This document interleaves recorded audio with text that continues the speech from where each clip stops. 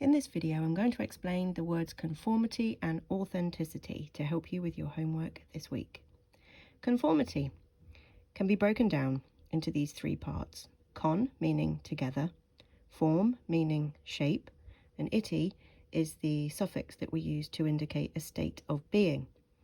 Conformity means behaviour that follows the usual standards that are expected by a group or society.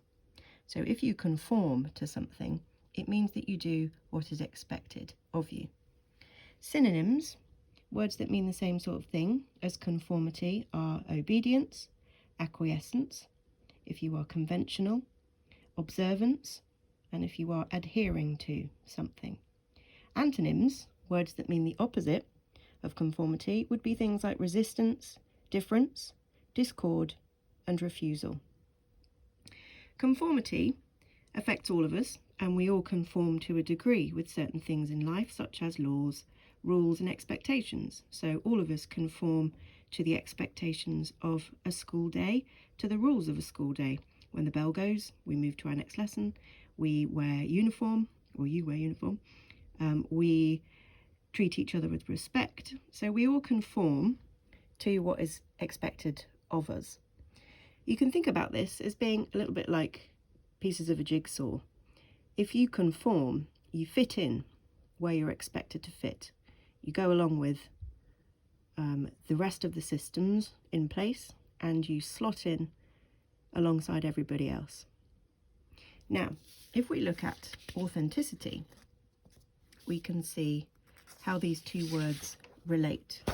Authenticity can be broken down into two parts. The auto is where you get automobile or autobiography, and that means self.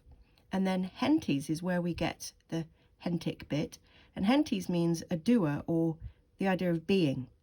So authenticity, being authentic, is really about being yourself, being true to yourself, being authentic. Now, things can be authentic. For example, you might look at a signature. If you've got something signed by somebody famous, and people might ask you, is that authentic? And when they ask that, they're meaning, is it real? Is it true?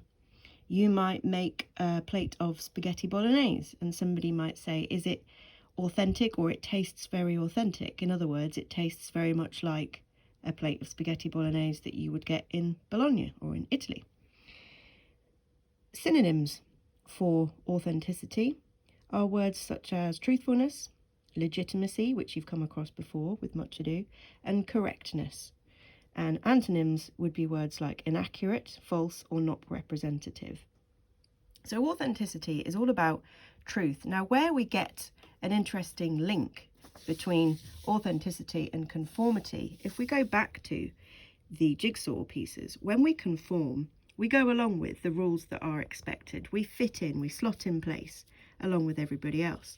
But sometimes authenticity, if we are true to ourselves, sometimes we don't fit in the jigsaw puzzle along with everybody else. Sometimes the things that others want us to do might not fit with our own values. Now, this could be if you think about moments in history where perhaps leaders of countries and nations have asked their people to go along with certain situations, go along with certain rules, and there are some people in those societies who say, no, I won't allow myself to be represented by that. I won't go along with this. I don't think it's right. I don't fit in this jigsaw.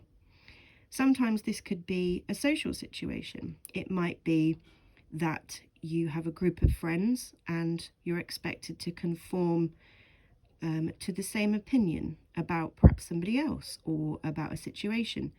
And maybe you in your jigsaw piece thinks, no, I don't agree with that. I don't think that's correct. I'm not going to just fit in and go along with it because it's easy, because I don't fit in that idea. My shape doesn't match what I'm hearing. So authenticity becomes not just about whether something reflects the truth, but it becomes about whether you are reflecting your own truth. And this is why we've asked you to think about this word alongside conformity. in relation to The Giver. What does that novel, The Giver, have to teach us as readers about authenticity and about conformity? What is the book trying to tell us? What is the book suggesting, do you think? Thank you for watching.